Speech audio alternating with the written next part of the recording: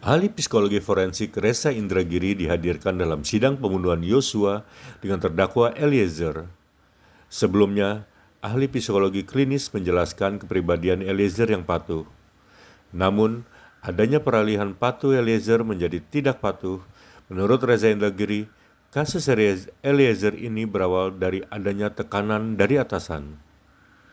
Seseorang tidak bisa mengelak dari tekanan yang dia alami, hingga akhirnya melakukan tindakan yang ia tidak inginkan.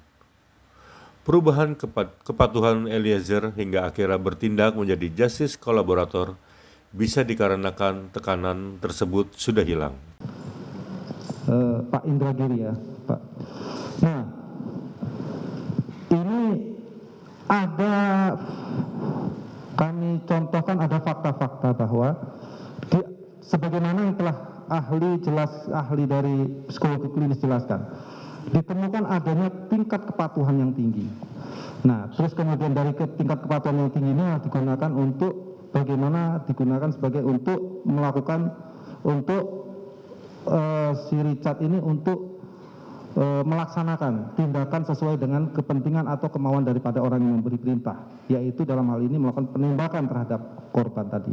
Nah, setelah terjadi penembakan, nah tingkat kepatuhan ini juga masih terus terlaksana. Dengan contohnya umpama Richard tetap diminta untuk membuat skenario-skenario. Nah, tapi kemudian seiring sejalan, kemudian Richard ini bersikap mengambil tindakan yang berlawanan arah, di mana dia menjadi orang yang ingin membongkar kasus ini atau menempatkan diri pada posisi sebagai justice kolaborator, artinya siap untuk membongkar ini. Nah, artinya ini kan ada kemudian peralihan dari kepatuhan yang menjadi tidak patuh. Dari sisi psikologi forensik bagaimana terhadap gejala-gejala sikap ini? Untuk memudahkan, izinkan saya untuk kembali mengelaborasi hal ihwal terkait dengan superior order defense tadi. Pembela diri, saya lanjut, superior order defense. Kenapa? Karena berdasarkan pertanyaan saudara penasihat hukum, saya pahami bahwa keterlibatan Richard Eliezer dalam kasus ini berawal dari adanya sebuah tekanan dari atasan. Jadi superior order defense merupakan teori yang akan saya kemukakan kembali untuk menjawab pertanyaan saudara jaksa penuntut umum. Izinkan saya untuk satu-satu. Silakan Ali. Pertama, harus dipastikan terlebih dahulu tekanan itu, garis bawahi tekanan itu objektif ada atau tidak. Yang kedua, seberapa jauh kemampuan yang bersangkutan untuk mengelak dari tekanan tersebut. Dan yang ketiga adalah resiko atau konsekuensi apa yang akan dialami oleh yang bersangkutan apabila dia menolak atau menentang tekanan tersebut. Intisari dari superior order defense adalah bagaimana seseorang tidak bisa lagi mengelak dari tekanan yang dia alami, baik itu tekanan yang sifatnya positif maupun tekanan yang negatif, untuk kemudian melakukan sebuah perbuatan sesungguhnya tidak dia kehendaki. Itu dulu dipahami. Bahwa ada seseorang yang semula melakukan kejahatan, tapi kemudian dia banting setir sehingga mendapatkan status sebagai justice collaborator, sebagaimana saudara jaksa katakan, maka kita bisa pahami bahwa pergantian atau perubahan posisi tersebut disebabkan karena adanya tekanan yang sudah raib dari diri yang bersangkutan.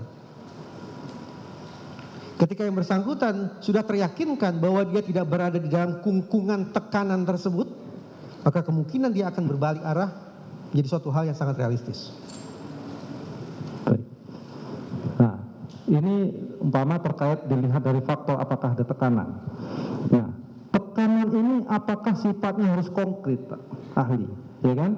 Atau ini hanya dapat dilihat juga bahwa subjektivitas sendiri dari pelaku yang menduga-duga umpama, yang meramal-ramal umpama, karena membayangkan bahwa ya tadi ada faktor culture di institusi tertentu, ya kan, bahwa umpama jiwa korsa yang salah kaprah tadi umpama.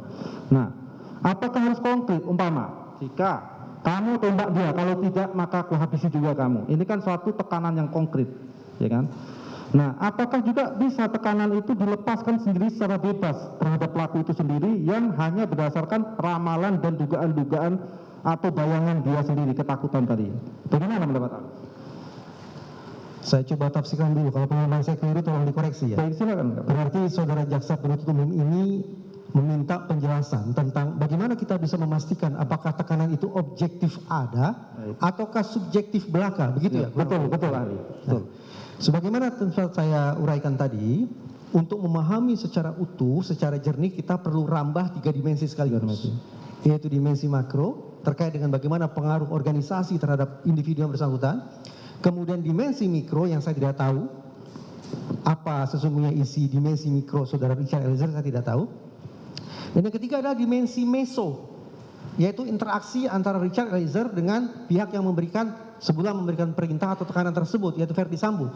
Konkret pun saya tidak tahu interaksi apa yang berlangsung di antara mereka. Tetapi, sebagaimana tadi saya katakan, ada temuan-temuan yang lebih rinci dari Milgram yang patut untuk kita cermati dan mungkin untuk kita terapkan dalam persidangan ini untuk menakar seberapa objektif sesungguhnya tekanan yang dirasakan oleh Richard Eliezer tersebut. Nah, beberapa temuan Milgram tadi yang bisa digunakan untuk menakar apakah tekanan ini objektif atau tidak, objektif atau subjektif, sehingga Richard Eliezer melakukan perbuatan yang salah, perbuatan yang jahat adalah: pertama, adakah pihak yang memberikan perintah itu punya otoritas atau tidak?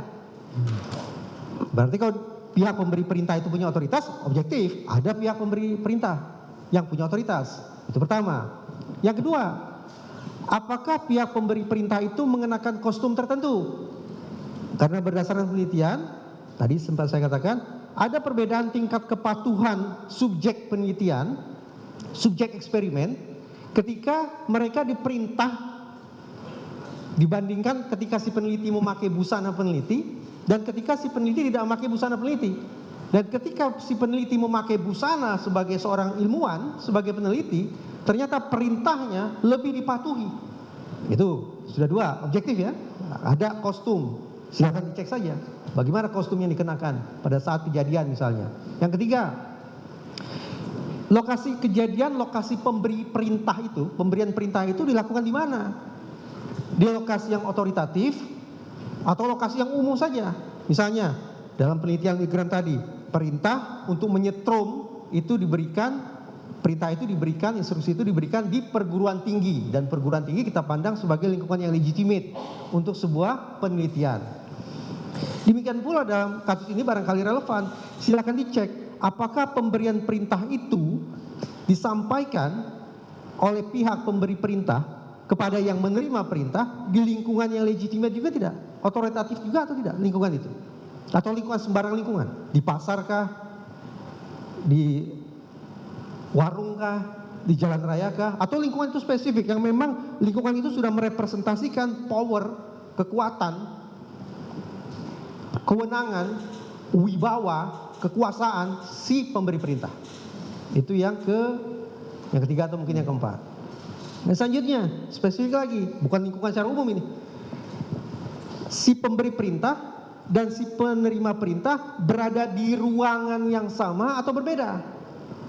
Karena penelitian Milgram menunjukkan ketika perintah disampaikan sementara pemberi perintah di ruangan yang berbeda, tingkat kepatuhannya berbeda ini terhadap si penerima perintah. Tapi ketika penerima perintah dan pemberi perintah berada di ruangan yang sama, efeknya terhadap kepatuhan si penerima perintah itu sangat nyata. Dan jangan lupa, penelitian Milgram ini tidak berbicara tentang kepatuhan secara umum, bukan. Penelitian Milgram spesifik berbicara tentang kepatuhan seseorang untuk melakukan perbuatan yang merugikan orang lain. Kepatuhan seseorang untuk melakukan perbuatan yang salah. Kepatuhan untuk melakukan perbuatan yang jahat. Itu spesifik penelitian Milgram, bukan obedience atau kepatuhan secara umum, tapi kepatuhan untuk melakukan perbuatan yang salah. Nah, kalau unsur-unsur yang ditemukan oleh Milgram tadi itu ada, yang 5 poin tadi, maka kita punya alasan untuk mengatakan bahwa tekanan itu objektif ada.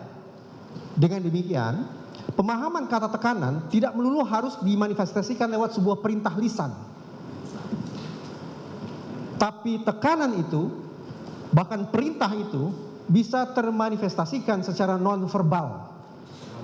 Itu dia hasil temuan Milgram.